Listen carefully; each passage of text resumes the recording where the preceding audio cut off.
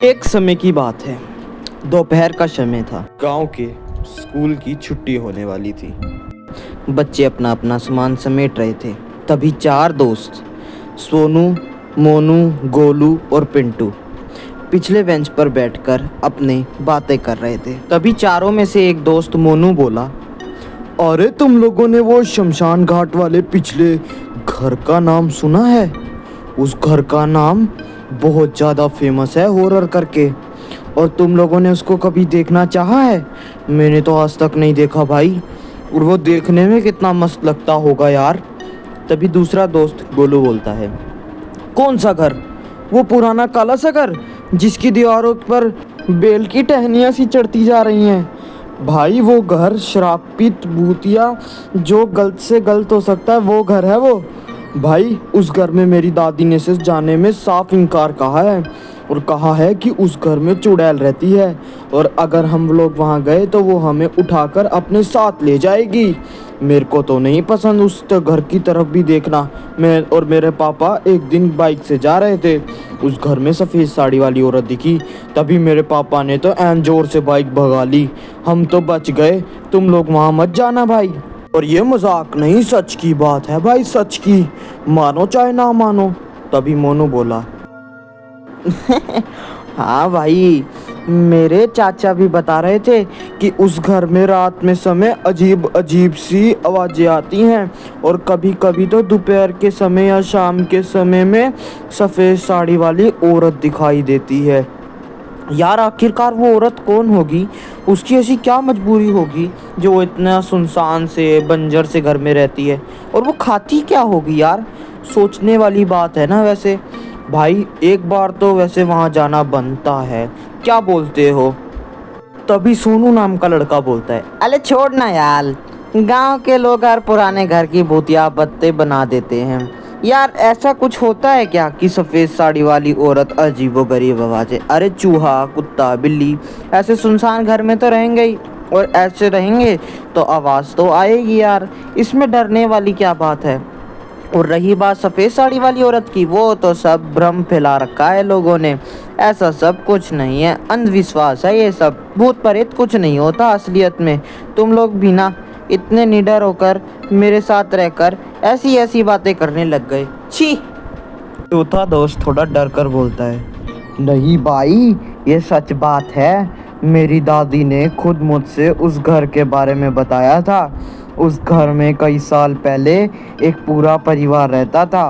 माँ, बाप और उनके 4 बच्चे रहते थे। कहते हैं कि परिवार बहुत खुश रहता था, लेकिन एक रात अचानक उस घर में बच्चों के रोने और चीखने की आवाज़ें आने लगी।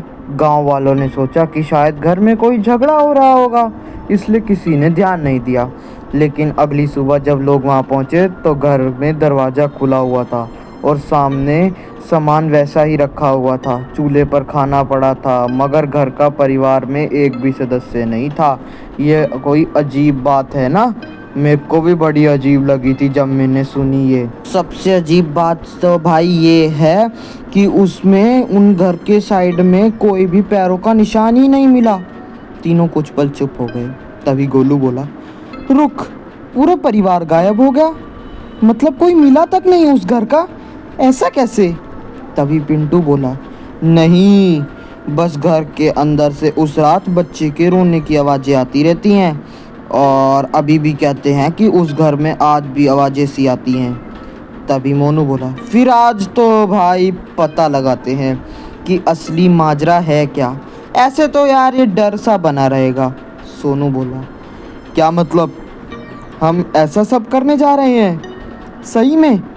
तभी मोनू जो है वो धीरे से मुस्कुराते हुए कहा, आज स्कूल के बाद हम चारों जने उस घर में जाएंगे और उस घर का पता लगाएंगे।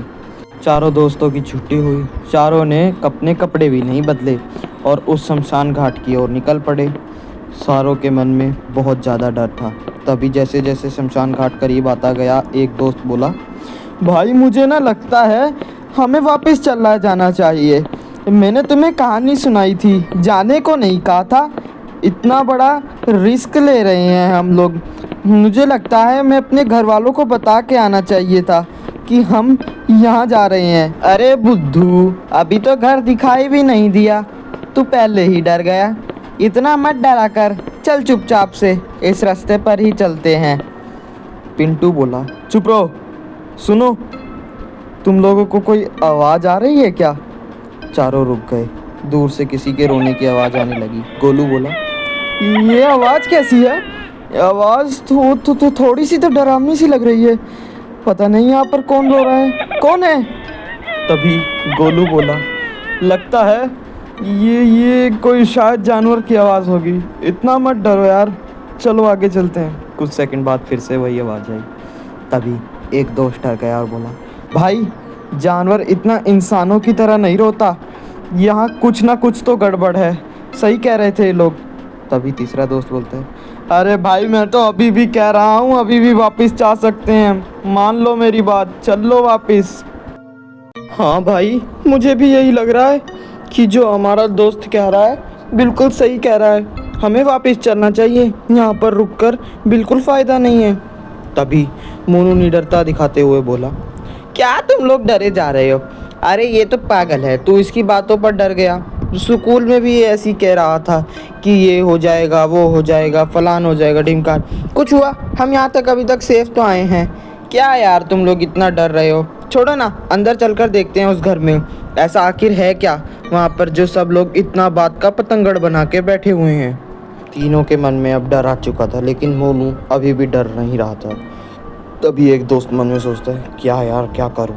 इनके साथ अगर मैं भी फंस गया यहाँ तो दिक्कत हो जाएगी और पापा बहुत मारेंगे, उन्हें पता चल गया तो। सो गाइस, आपको क्या लगता है, क्या वो 4 बच्चे उस हवेली में जाएंगे? ये जानने के लिए आपको वीडियो का पार्ट 2 देखना पड़ेगा। So do like, share and subscribe our channel for more videos. Thank you for watching.